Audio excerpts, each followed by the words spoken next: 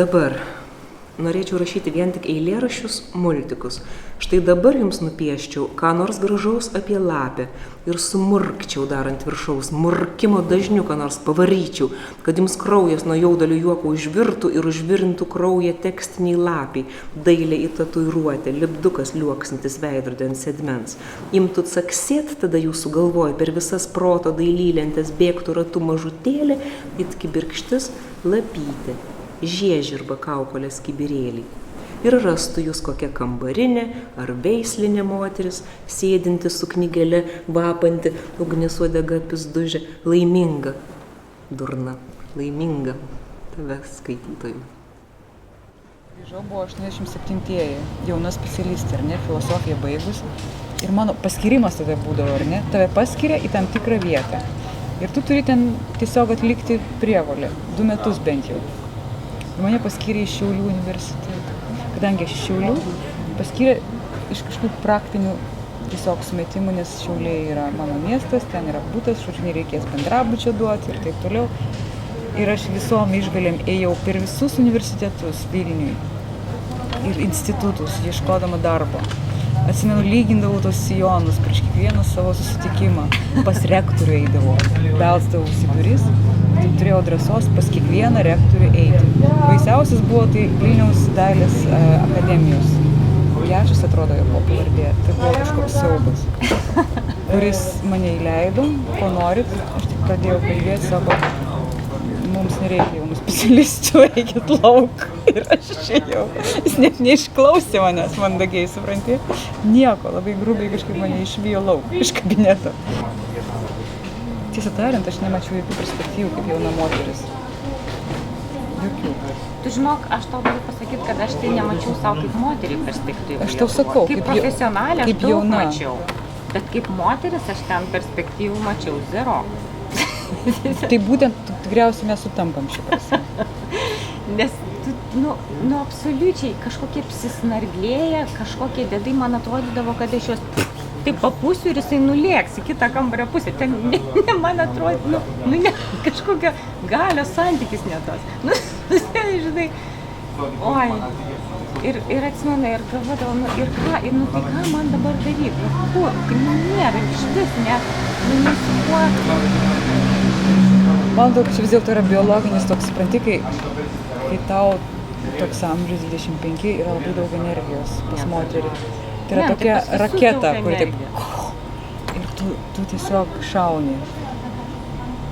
Jo, čia yra kažkokia biologinė energija. Tai žinoma, tai dėl to, kad tai yra prokreatinis amžius, tai žmogus toks yra energijos labai daug. Taip. Kuri ten gali šauti, nesvarbu į kurią pusę, aš nežinau kur. Tiesiog taip ir šovė, kai kurios žmonės taip ir šovė. Kur šovė, kai kurios žmonės? Į mėnulį? Kosmosą. Kiprą. Tai buvo už suvokimo ribų, sprendė Kipras, aš pati nežinau. 25. Ne, tai taip, bet ne visai taip tavo atveju. Mano atveju ne, aš sakiau gerai. Ką gerai? Pasakymą važiuoju. Ai, Briuselį. Aš pasakiau, jeigu man dirbti nereikės, tikrai nereikės dirbti, tada važiuoju.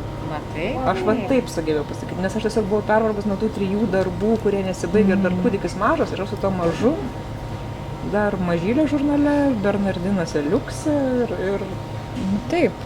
Ir dar tiesiog Litmenis ir aš norėjau būti tokia supermenė, kad ir visos 3 darbus, ir kūdikis, ir dar kažkas, ir dar poezijos knyga, ir dar esė, ir dar Paskui savo, kad nuvažiuojam ten, aš ten turėsiu darbą ir bus tie vaikpinigiai. Sakau, bus naujas verslo planas mano, gimdysiu vaikus ir imsiu pinigus iš vaikus.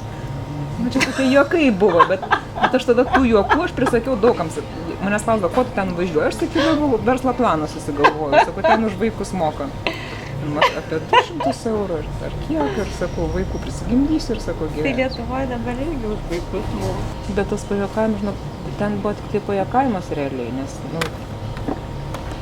vis tiek Belgiją nuvažiavus, vėl pradėjau tas esė rašyti Bernardinam ir ką, ir ieškoti, kaip čia man pragyventi, jeigu kartais likčiau viena. Vis tiek nebuvo tos ramybės. Ne, tai taip, bet man tai keista, kad tu nežinau, gal nekeista, gal tu kažką ir darei, o tu tenai, pavyzdžiui, darbo ne jokio, ne. Aš atvažiavau ten su 7 mėnesių vaiku. Nu, tai pult ten darbą ir to. Ne, nu tai gerai, bet, pavyzdžiui, nu, dabar... Darželio neinu. Dabar aš susigalvojus, kad mano darbas yra būtent rašyti knygas. Ir aš tai dirbu. Aš ieškau informacijos, aš Ne, tai taip, žinau. viskas tvarkoj. renku medžiagas. Tyrimas. Ne, tai taip ir yra. Ir aš įsivaizduoju, kad tai yra mano darbas. Nes tai ir yra Viskas. tavo darbas. Na tai. Kažkuria prasme aš irgi taip atvažiavau, aš atvažiavau būti lietuvė Šveicarijoje.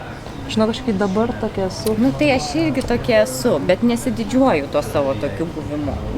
Ir nežinau, ar kitoks buvimas buvo geresnis, bet tiesiog yra va, taip yra. Aš nežinau, ar tai yra gerai ar blogai, bet įdomus, aišku, yra dalykas, kad paskui labai įžemina ir įvietina vaikai, todėl kad vaikas auga ten, kur jis auga. Ir jį reikia auginti pagal tas struktūras, pagal mentalitetą, pagal mokymosi programą. Ir tai tada jau pradedi dėrėtis ir kalbėti su kas aš, kas mano vyras, kas mano vaikas, kas mes visi tokie. Ir turi priimti sprendimus kultūrinius, tikrai svarbius, kurie... Per vaiką. Per vaiką. Ir iš tikrųjų, taip, per vaiką. Vieta tampa tavo vieta per vaiką. Ir per įkūnytas motinystės praktikas. Bet ir aš suprantu, tie visi sprendimai, jie įtakoja ir vaiko gyvenimą ir visą ateitį. Suprantu, kokia kalba tu jau minsi, į kokią tu į mokyklą leisi. Ir tai įtakoja, kokį jisai gaus. Nes mokykla yra ideologija savotiškai. Suprantu, jisai gaus tam tikrą pasaulio. Tarptautiniai mokykla yra vienas dalykas. Ten, kur jis eina ten į šveicarišką vietinę mokyklą, yra kitas dalykas. Dar trečias dalykas yra lietuviška mokykla, kaip tavo vaikai eina, žinai. Eina europinė, bet ten yra sekcija. Taip, lietuviška sekcija. Jie eina į lietuvišką mokyklą Belgijoje. Tai irgi dar yra kitas kažkoks tai kultūrinis modelis. Aš visiškai išsėdžiu šiltnamį, nes jie nuo pat darželio, nuo 4 metų eina į mokyklą ir nuo 4 metų jas moka lietuviškai. Ir visą laiką man buvo, kad tas bus tas geras gyvenimas, lengvas, tai ne geras, bet lengvas.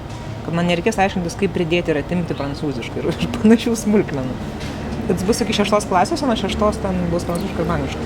Ir kaip tik ties mano vaiku nuo 6 klasės padarė toliau lietuviškai. Ir aš toliau sėdžiu šiltnamį. Ir man vis tai labiau patinka. Ai, tau patinka. Nes tai yra, Nes pavaiduoja tave, tiesiog tu turi laisvą laiką.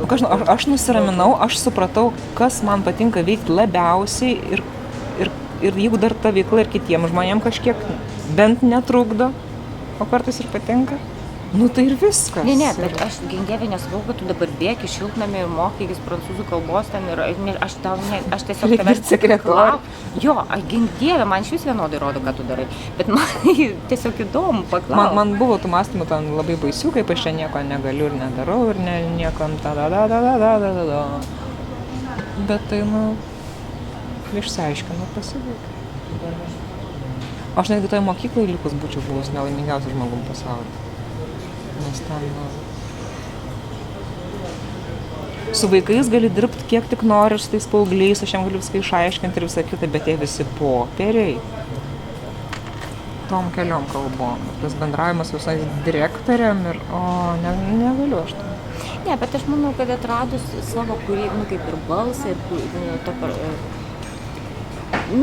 tvarkoj, tu atradai savo gyvenimą šiltnamį, tai kodėl dabar tu jį turi mesti ir bėgti po Lietuvą? Aš taip ilgai ir sunkiai lipdžiau. Ir tiek sutvirtinimo pridėjau. Ir dabar ten viskas jau beveik stabiliai stovi. Ir galiu dabar ten jau gyventi.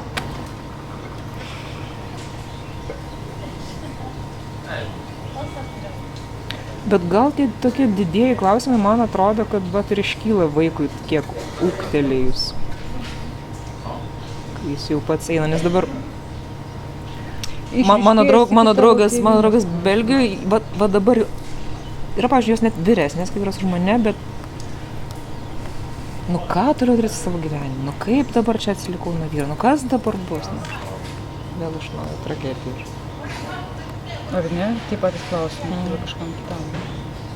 Tai moters laikas yra. Kaip keista. Ir paskui matai, kad 10 metų praeina ir paskui atrodo nekyla kitam. Ir paskui matai, kad po 10 metų susitaiko. Tai o ką daryti? Ką daryti? Bet, nu, galima daryti ką nors. Ne, nu, Jeigu tai labai yra, žinai, nori. aš žinau, nu, kaip daug ką galima daryti. Aš žinau moterų, kurios 50 arba net 60 metų išėjo į vienuolyną. Tarsi, nu, europietis išvažiavo į... Nepriima jau tokių senųjų. Priima budistus iki mirties. Tikrai priima. Kaip? Ne, nu, ta prasme, nežinau, katalikybė gal ne, bet budistų vienuolių gali tapti tada, kada tikrai žinau. Stačiatikių vienuolių. Ne, tai dabar, man atrodo, tas pasaulis toks pasidaręs, kad tu gali tapti bet kuo, iš vis bet kurio amžiaus. Jeigu... Nu, nesam. Nu, bet vis tiek bent jau tau niekas to nedraudžia. Draudžia. Nedraudžia. Draudžia. Aš, pavyzdžiui, ką politika, tik tu norėjau, nesupranti. aš, pavyzdžiui, norėjau daryti antrą disertaciją savo srity, negaliu. Kodėl? Todėl, kad aš esu overqualified. Aš galiu daryti astrofizikoje. Tarpsne, jeigu aš kitą visą sritį galiu, o toj pačioj srity negaliu.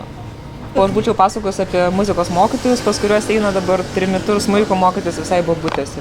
Ai, tai taip, Ar bet baleto tai nėra šokti profesinė. irgi. Nu taip, bet jos niekada nebus Maja Plisetskaja Grand Teatre. Aš kalbu apie žmogų ir jo norus ką veikti. Tai su Nes, tuo pavyzdžiui, sutinku, bet tai ne, tu ne ta prasme, kaip pasakyti. Taip, tu gali to užsiimti, bet tu Bet tau bent jau niekas to nedraudžia. Nedraudžia, nedraudžia. Bet vat kadaise visai neseniai Teisingai, būtų sutinku, visiškai. taip. Tu negalėtum groti Taip, smuiku, net jeigu tau yra daugiau nei 8 metai negu 7. Taip. O dabar tu gali būti 68 ir tu vis tiek galėtum groti smuiku. Taip, gali. Nu, taip. tą norėjau sakyti. Taip, bet tai nereiškia, kad tapsi kažkuo. Tai, Bet tu jau esi, tau jau šiam 8 ir tu groji smuiku, tu jau esi, ko čia dar tapti? Ne, aš suprantu, O ko tu ką nori noriu tapti? pasakyti. Aš noriu tapti, kuo aš esu tapusi. Pripažinimas reikia. Ne, aš dabar norėčiau gauti darbą, toj srity mokslininkės darbą. Tyrėjos ir Pripažinimas. dėstytojos.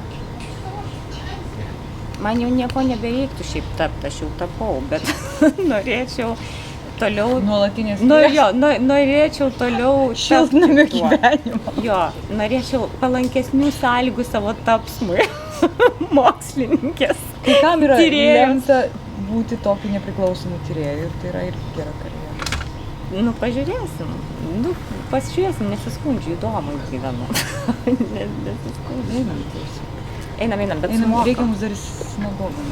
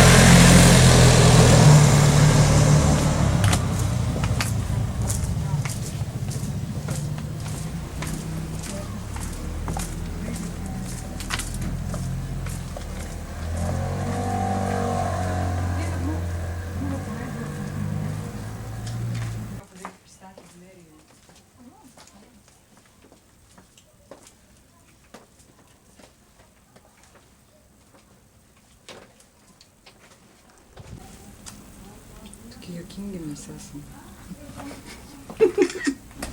Of course.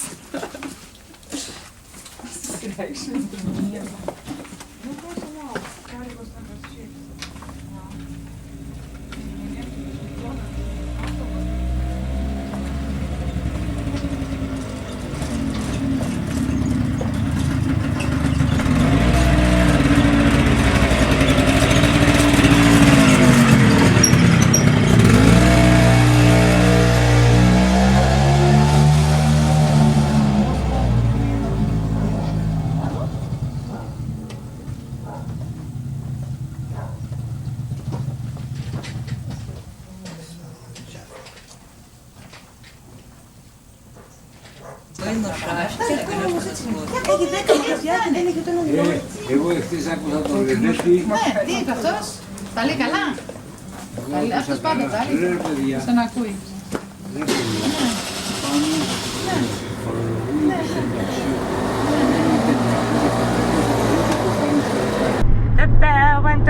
mountain, the bear went over the mountain, the bear went over the mountain to see what he could see. And all that he could see, and all that he could see was the other side of the mountain, the other side of the mountain, the other side of the mountain was all that he could see.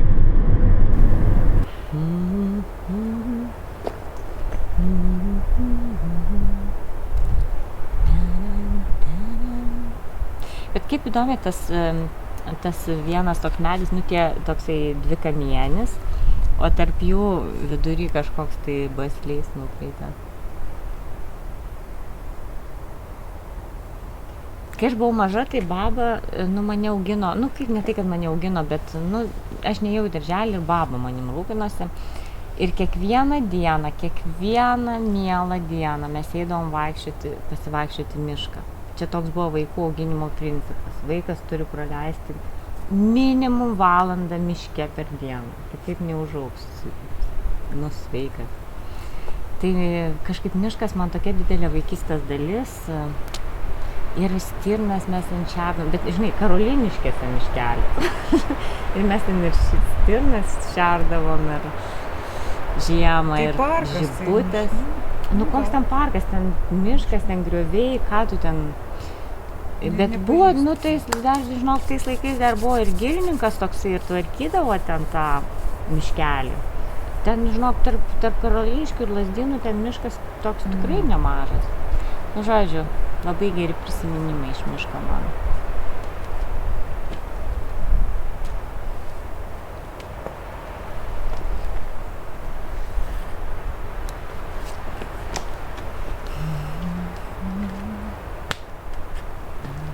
Miškai įdom su kaimo vaikais, reikėdavo eiti tokias ganyklas, laukus, pas mus molis ten, ten mažiukai užklimpsta. Taip surakina labai kojas tas molis, batus ir tu ištraukia koją su kojinė, o batas ten toks išsirptas toks.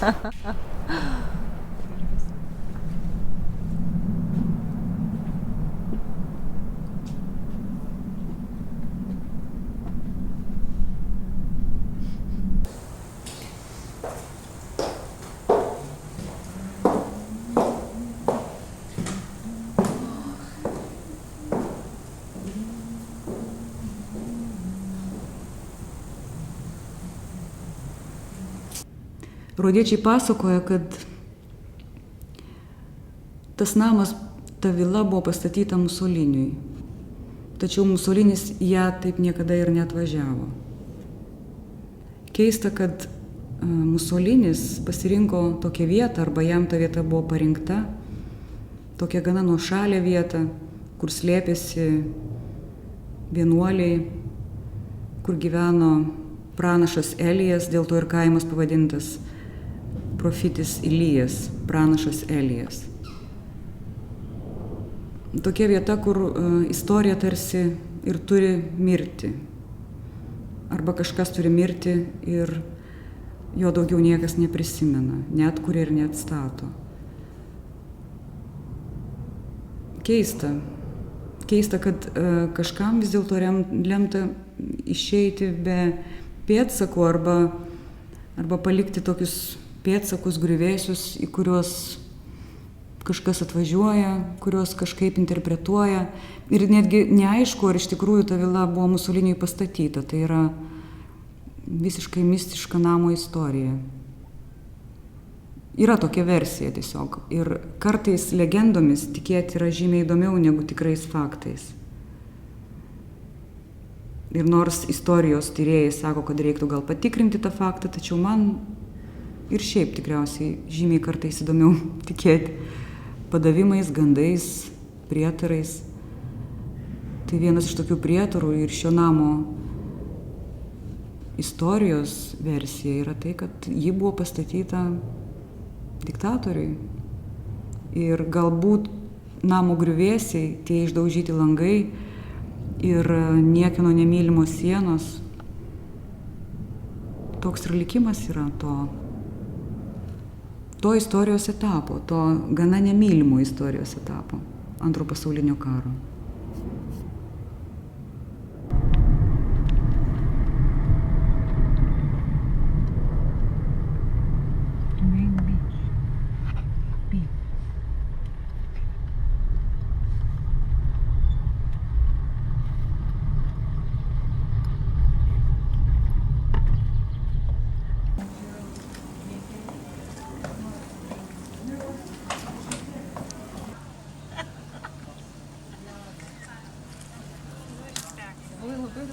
šoną pasiūlau, kad niekada nespėjau. Nu, tai davai.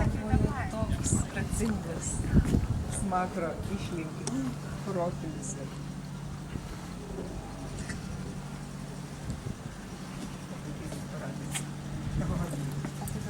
Na, aš nemoku su jais, manęs neklauso.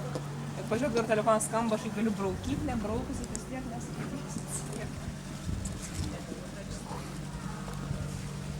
O apie Kubilinską tai juokingai, aš iš vis nieko apie jį nežinau, man jisai Bebenčiuko autorius, žinai. Ir man Bebenčiukas yra, genialus, geniali poema, tai yra lietuviškas grufas, suprantate.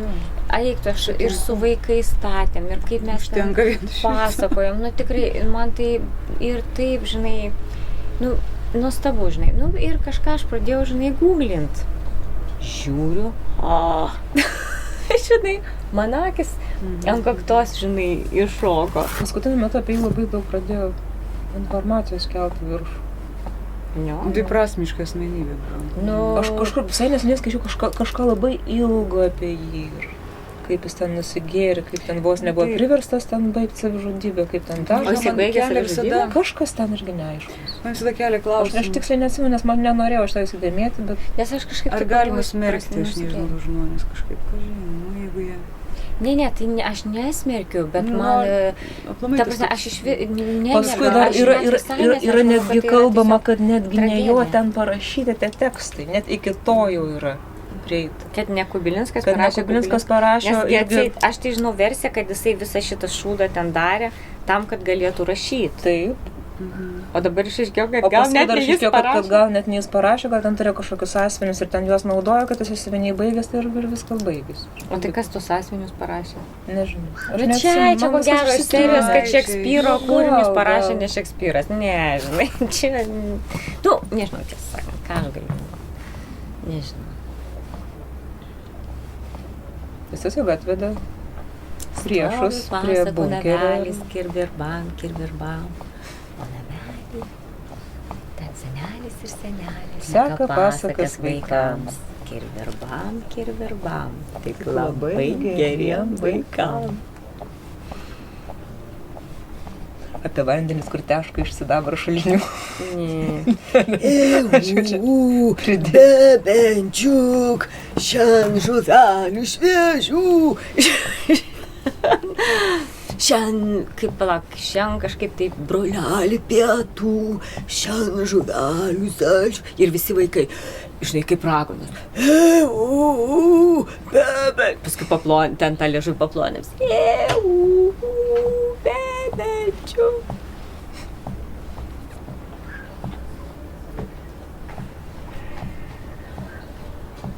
Čia žiūrėkit viešbutis. Ir čia taip pat, kur mes sėdime. Aš maniau, kad čia bažnyčia, koplyčia. O gal ir ne, gal aš apsirinkiau. Bet matai, čia įkuliai išėjo, tai čia yra exclusive suites. Exclusive. Tai kurie žmonės važiuoja čia, važiavę į Rodą, gyvena čia.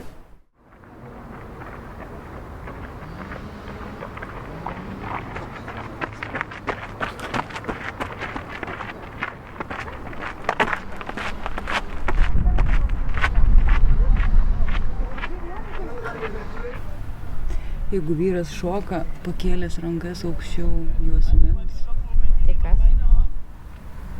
Tai visi graikai taip šoka, ne? Visi graikai. Bet Lietuvoje taip galvojama, kad jeigu tu pakeli rankas ir šoki pakeltom rankom, tai kas? Tai yra toks gėjiškas požymis ir dėl to reikia nuleisti. Čia yra tarp vyrų toks pokalbis, mano broliai, pavyzdžiui, sako, kad nereikia kelti rankų aukščiau juosmens, kai šoki. O eisim namo, važiuosim namo, nieks mūsų nenakvino, Tėvelis apnakvino, motulė nekentėjo, o eisim namo, važiuosim namo. O eisim namo, važiuosim namo, nieks mūsų nenakvino,